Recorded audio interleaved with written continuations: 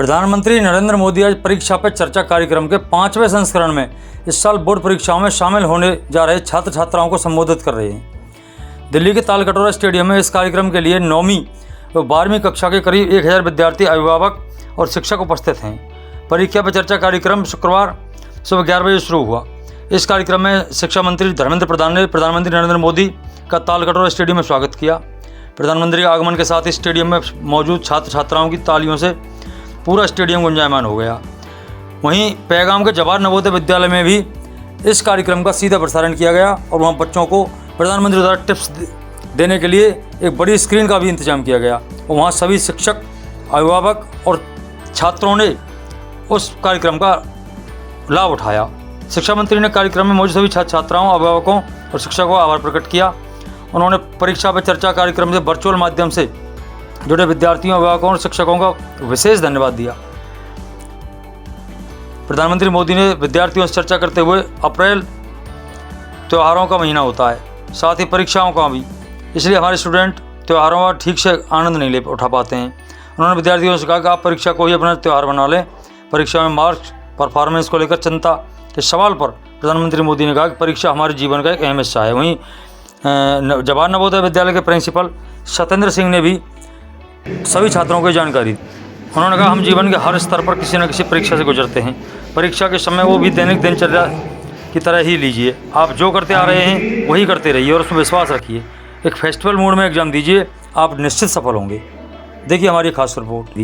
जो प्रोग्राम हुआ जवाहर नवोदय विद्यालय मथुरा में, इस विद्यालय को नोडल विद्यालय के रूप में चुना गया था। पूरे भारतवर्ष में नवोदय विद्यालय की संख्या 340 थी जिसको चुना गया है, उसमें जवाहर नवोदय विद्यालय मथुरा एक है, जिसमें श्री सत्येंद्र सिंह द्वारा इस प्रोग्राम को बहुत ही महत्वपूर्ण तरीके से, सफल तरीके से आयोजित कराया गया, जिसमें उपराचार्य श्री सुधीर कुमार मिश्र ने भी बहुत पूर्ण योगदान दिया, जिसमें विद्यालय के समस्त छात्र एवं शिक्षक एवं अभिभावकों ने बढ़ चढ़ करके भाग लिया और ये महसूस किया कि ये प्रोग्राम बहुत आवश्यक था, होना जरूरी था और जीवन में बदलाव लाने के लिए बहुत ही आवश्यक है। मैं पुनः माननीय प्रधानमंत्री जी का धन्यवाद ज्ञापित करता हूँ कि बच्चों का मनोबल बढ़ाया, क्योंकि इस समय बच्चे बड़े स्ट्रेस में, परीक्षा का समय है, इसको दूर किया है। बहुत बहुत धन्यवाद। हो गया। श्रद्धेय प्रधानमंत्री जी, नवसारी गुजरात से एक अभिभावक सुश्री सीमा चिंतन देसाई आपके सम्मुख एक प्रश्न रखना चाहती हैं। महोदया, कृपया अपनी बात रखें। Mr. Modi ji, namaste. I'm Seema Chintan Desai from Nausar, a parent. Sir, आप इतने सारे यंगस्टर्स के आइकन हो, रीजन आप सिर्फ बोलते हैं और जो बोलते हो वो करके दिखाते हो। सर, एक प्रश्न है। भारतीय ग्रामीण अंचल की बालिकाओं हेतु अनेक योजनाएं चल रही हैं। इसकी प्रगति के लिए हमारा समाज क्या योगदान दे सकता है? कृपया मार्गदर्शन दें। धन्यवाद। धन्यवाद महोदया।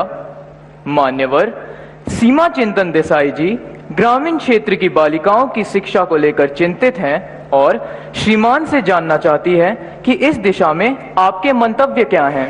माननीय प्रधानमंत्री जी। वैसे मैं समझता हूं कि स्थितियां काफी बदली हैं। पहले के समय में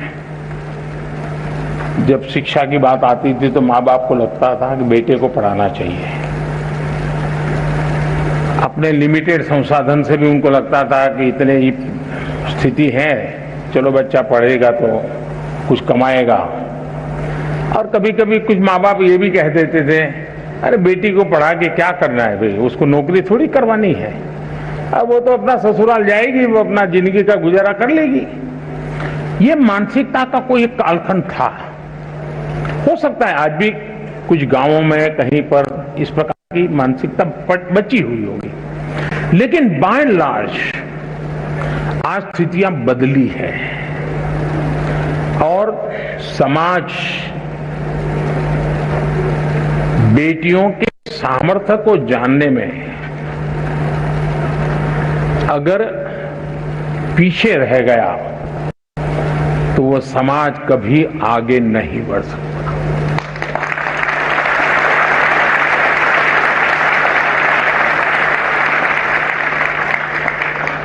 कभी कभी तो आपने ऐसे परिवार देखे होंगे जहां पर ये कहते होंगे भाई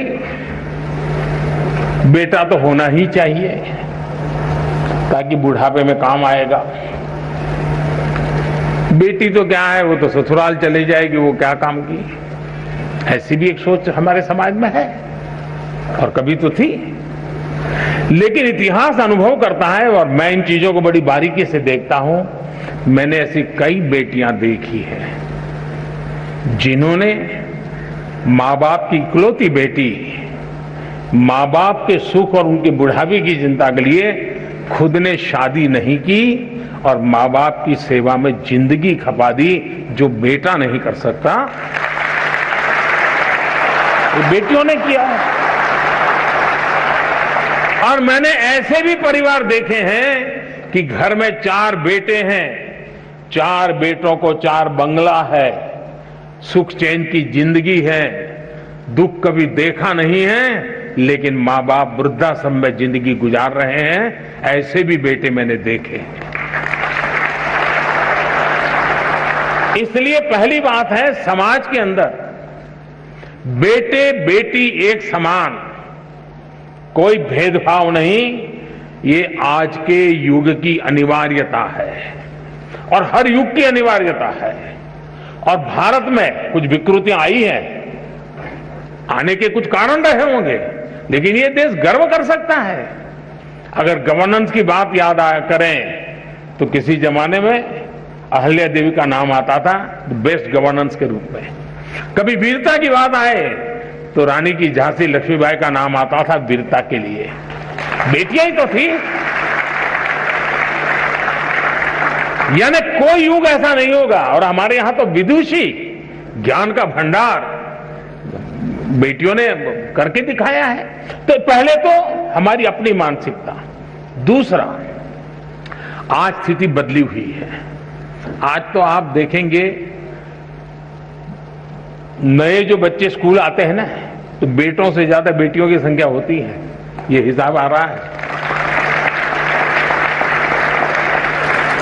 आज जो बेटियों के एस्पिरेशंस हैं, आकांक्षाएं हैं, वो कुछ कर गुजरने का जो जज्बा है, शायद कोई भी हिंदुस्तानी गर्व करे ऐसा है। और उसको हमने अवसर देना चाहिए और अवसर हमने इंस्टीट्यूशनलाइज करना चाहिए। कोई एक परिवार अपने तरीके से कर ले ऐसा नहीं। जैसे आपने देखा होगा खेलकूद में, आज खेलकूद में किसी भी स्तर का खेल चलता होगा, भारत की बेटियां हर जगह पे कहीं न कहीं अपना नाम रोशन कर रही है। विज्ञान का क्षेत्र देखिए, इतने बड़े बड़े अचीवमेंट विज्ञान के आते हैं, तो देखोगे तो उसमें आधे से अधिक तो हमारी बेटियों ने कुछ न कुछ पराक्रम होता है विज्ञान के क्षेत्र में। आप 10वीं 12वीं के रिजल्ट देख लीजिए, बेटों से ज्यादा बेटियां ज्यादा लाती है, पढ़ने की पास होने वाली की संख्या बेटियों की ज्यादा होती है। तो आज हर परिवार के लिए बेटी एक बहुत बड़ी एसेट बन गई है, बहुत बड़ा परिवार की शक्ति बन गई है। और ये बदलाव अच्छा है। ये बदलाव जितना ज्यादा होगा उतना लाभ होगा। अब आप देखिए, तो गुजरात से ही है जिन्होंने सवाल पूछा है। गुजरात में जैसे पंचायती राज व्यवस्था, अच्छी पंचायती राज व्यवस्था है, 50% इलेक्टेड बहनें हैं। कानूनन व्यवस्था है कि 50%, लेकिन एक्चुअली चुनाव के बाद स्थिति ये बनती है कि चुनी हुई महिलाओं की संख्या 53%, 54%, 55% है।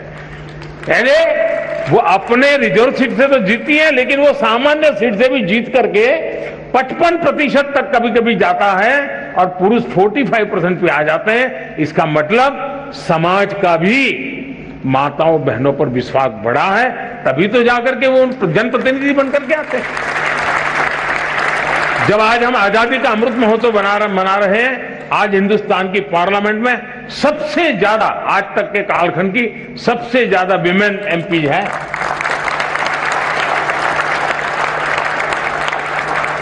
और गांव में भी देखा जा रहा है कि जो पढ़ी लिखी बेटियां हैं उनको लोग ज्यादा चुनना पसंद करते हैं।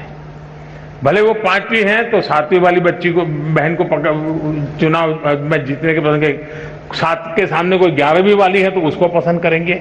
यानी समाज में भी शिक्षा के प्रति सम्मान का भाव हर स्तर पर नजर आ रहा है। आज आप एजुकेशन फील्ड देख लीजिए, शायद कभी न कभी तो पुरुषों की तरफ से मांग आने की संभावना है। मैं किसी को रास्ता नहीं दिखा रहा हूं, पॉलिटिकल पार्टी वालों को, लेकिन कभी कभी संभावना है कि पुरुष जुलूस निकालेंगे कि टीचर में हमारा इतना % आरक्षण तय करो, क्योंकि ज्यादातर टीचर हमारी माताएं बहनें हैं। उसी प्रकार से नर्सिंग में ज्यादातर जो सेवा भाव, मातृभाव होता है, वह आज नर्सिंग के क्षेत्र में भारत का गौरव बढ़ा रहा है। भारत की नर्सिंग दुनिया में जहां जा रही है, भारत की आन बान शान बढ़ा रही है। इवन पुलिसिंग में, पुलिसिंग के अंदर आज हमारी बेटियां बहुत बड़ी मात्रा में आ रही हैं।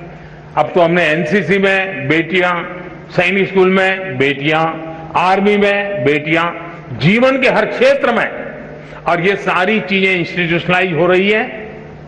और मुझे समाज से भी यही आग्रह है कि आप बेटे बेटी में कोई अंतर मत कीजिए, दोनों को समान अवसर दीजिए। और मैं कहता हूं शायद समान इन्वेस्टमेंट से ही, समान अवसर से ही अगर बेटा 19 करेगा तो बेटी 20 करेगी।